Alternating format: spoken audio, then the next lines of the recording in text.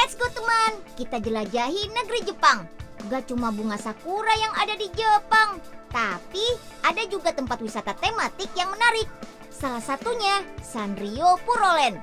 Ada juga museum yang berisi teknologi terbaru dari Jepang. Ayo kita langsung nonton episode Jelajah Negeri Jepang bersama-sama.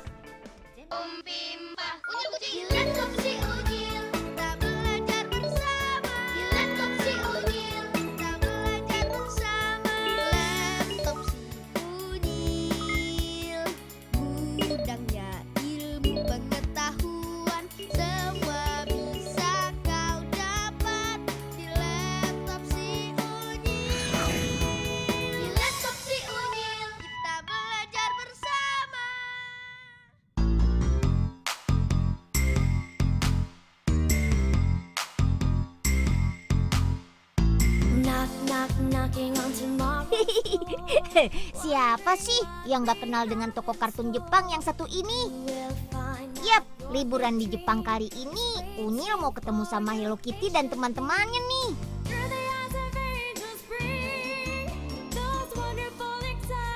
Wih, Unyil lagi ada di mana ya? Wah, unik dan lucu-lucu, mirip kayak di negeri dongeng deh.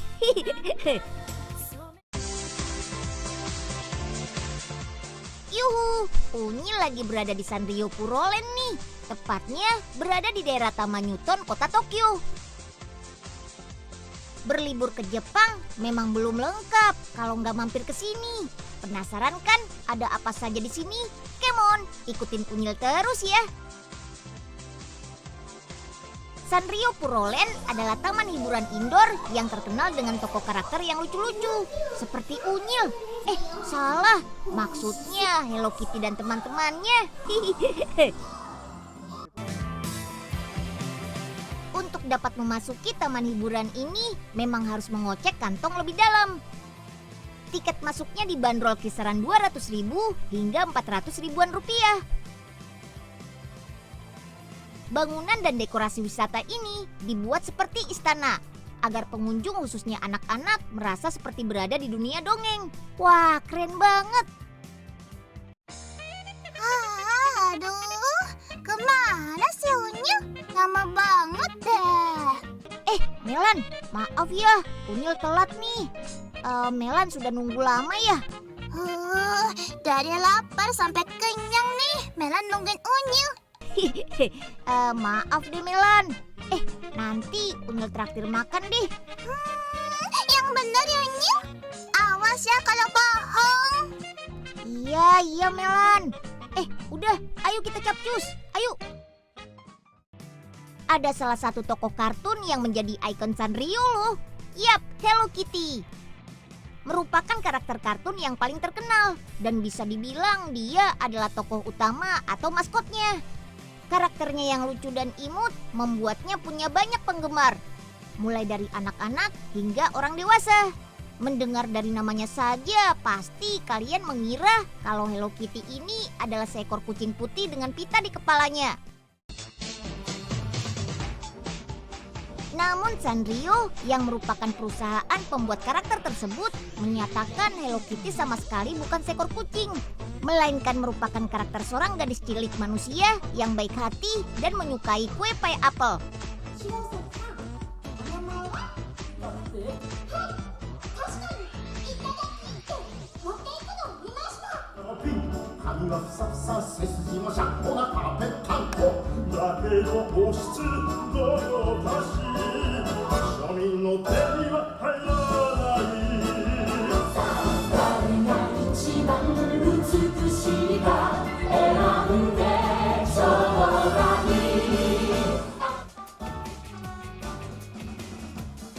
Terlepas dari perdebatan itu, Hello Kitty sendiri memiliki arti penting sebagai identitas budaya Jepang yang menginspirasi kebahagiaan, persahabatan, dan saling berbagi.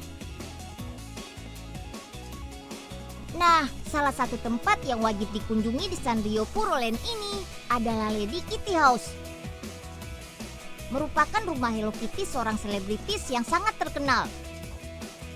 Dia akan menyambut teman-teman dan pengunjung dari seluruh dunia untuk melihat seisi rumahnya. Wow! Dan kita bisa menikmati berbagai keseruan yang disajikan. Menikmati permainan yang ada, bebas berfoto, hingga bertemu dengan Hello Kitty-nya langsung. Wih, seru banget.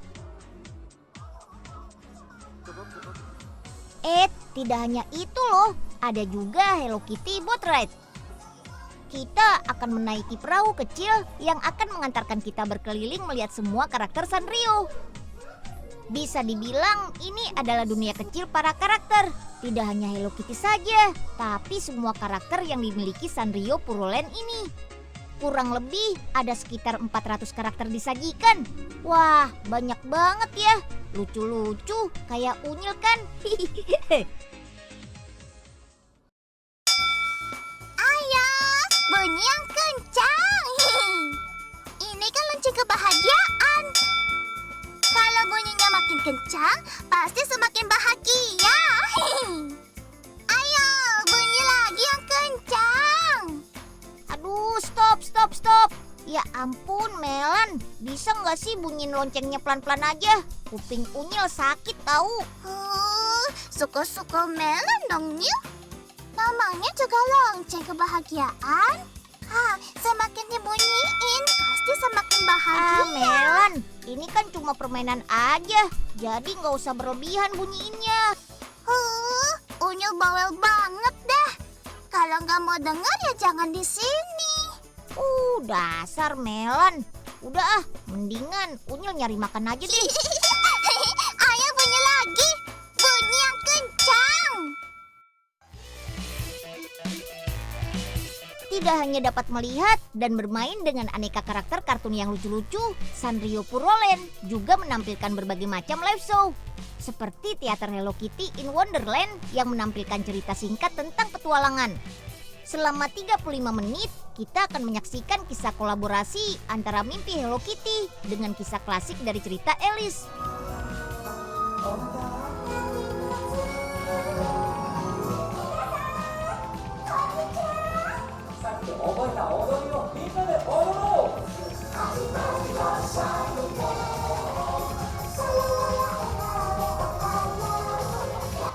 Sanrio Puroland memang taman hiburan yang sangat menyenangkan.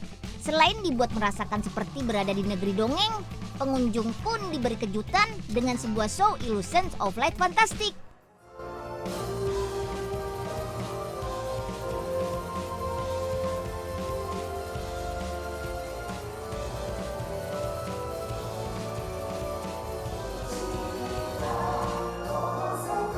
Gemerlap cahaya menyelimuti atraksi ini yang menceritakan tentang sebuah keajaiban yang terjadi pada malam pertengahan musim dingin.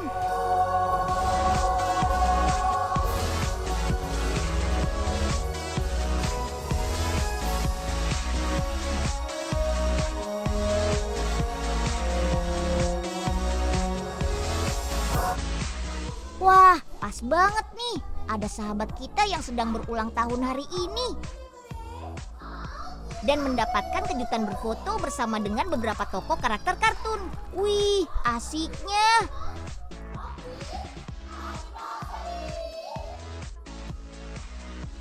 Nah, setelah puas bermain, jangan lupa isi perut ya. Restoran di taman hiburan ini menyajikan berbagai macam aneka makanan dengan karakter Hello Kitty dan juga teman-temannya. Mulai dari aneka kue dan puding hingga makanan berat seperti nasi kare, semua didesain unik. Aduh, kalau bentuknya unyu-unyu kayak gini kan jadi sayang makannya.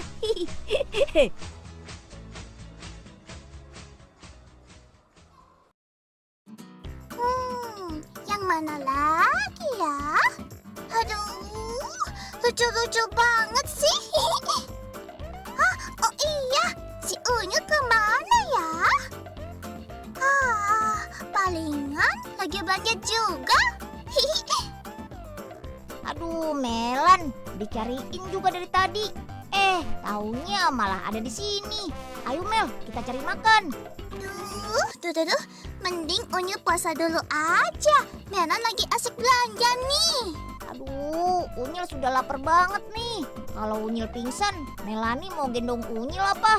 Ya, tapi kan Melannya belum ngambil semuanya, Nil. Habis makan baru lanjut lagi belanjanya, Mel. Tapi nanti Unyil yang bayarin belanjaan Melani ya. Ya ampun, amsyong deh Unyil. Hah. Brrr. Wah, kebakaran. Bukan, Deng. Ternyata sedang proses pembuatan pisau ya. Dan teng. Wah, ternyata pembuatan pisaunya juga masih tradisional. Kota Sakai, Jepang memang terkenal sebagai kotanya pisau. Salah satu pabrik pembuatan pisau tradisional yang terkenal adalah pabrik Mizuno. Mizuno adalah nama keluarga yang mendirikan pabrik ini sejak tahun 1940-an. Sekarang pabrik ini dipimpin oleh Bapak Yasuyuki Mizuno. Yang unik dari pembuatan di pabrik ini adalah semuanya serba tradisional dan manual. Dan para pembuatnya yang serba mengenakan jubah putih. Karena bagi mereka warna putih adalah simbol kesakralan. Jadi proses pembuatan pisau adalah sesuatu yang sakral di sini. Kurang lebih seperti membuat keris deh kalau di Indonesia. Nah, ini dia yang unik. Proses pembakarannya gak pakai oven loh, tapi pakai tungku. Lihat saja, tungkunya harus dipompa dulu agar batu baranya dapat menyala. Wrrr, apinya sudah besar tuh, langsung bakar besinya. Unyil, kenapa logam besi pisau harus selalu dibakar? Ya iyalah Mel, karena sebelum ditempahkan, besi harus dilunakkan dengan cara dipanaskan dulu. Tahu nggak Mel, itu panasnya 2000 derajat Celcius loh Mel. Panas saja. Dari sini aja panasnya sudah terasa. Iya Mel, kita jangan dekat-dekat apinya deh. Sekarang kita lihat proses Kizukuryu, proses penempaan yang dilakukan secara manual. Yang paling penting dari pembuatan pisau secara tradisional adalah proses pemanasannya yang tidak boleh terputus. Jadi, sebentar-sebentar pisau harus dibakar terus. Nah, Mel, buat pisau tradisionalnya sudah mau selesai nih. Tapi Unyil mau ngasih lihat sesuatu nih, Mel. Apaan sih, Nyil? Kita mau makan sushi ya? Melan, makanan aja nih yang diingetin. Ini loh Mel, tulisan Jepang ini adalah semboyan dan doa dari pabrik ini. Melan tahu nggak artinya apa? Artinya, yakni dengan memukul baja, berarti kita terhindar dari mara bahaya dan petaka. Waduh, masa bikin pisau bisa terhindar dari bahaya sih, Nyil?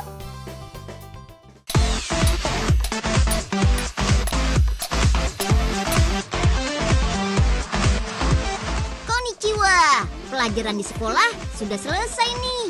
Sekarang, waktunya teman-teman Unyil dari SD Negeri Kinzei, Kota Sakai mau ikut ekstrakurikuler dulu. Nah, kegiatan ekstrakurikuler mereka ini tidak seperti kita loh, yakni bikin pisau. Ini dia, Pak Nakata, seorang ahli pembuat pisau yang akan mengajarkan cara membuat pisau. Alat yang besar ini adalah alat pembentukan plat biji besinya. Alatnya tinggi ya, sampai dibuat lubang khusus supaya kita nyaman bekerja. Ayo teman-teman, perhatikan cara pegang pisaunya. Siapa tahu nanti kita bisa bikin pabrik pisau sendiri. Oh ya, proses membuat pisau ini butuh waktu berbulan-bulan loh. Nah, jika ukuran pisau sudah sesuai dengan keinginan kita, maka sekarang sudah boleh belajar mengasah. Tapi karena mengasahnya menggunakan mesin otomatis, jangan lupa pakai kacamata dulu ya, karena serpihannya kan berbahaya. Sering.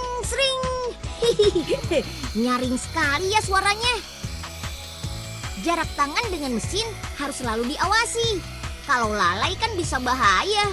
Makanya murid boleh belajar mengasah kalau sudah 6 bulan bergabung di ekstrakurikuler ini. Kegiatan membuat pisau ini diadakan seminggu sekali. Tujuannya agar murid-murid peduli dan mengenal industri di sekitar lingkungan sekolah mereka.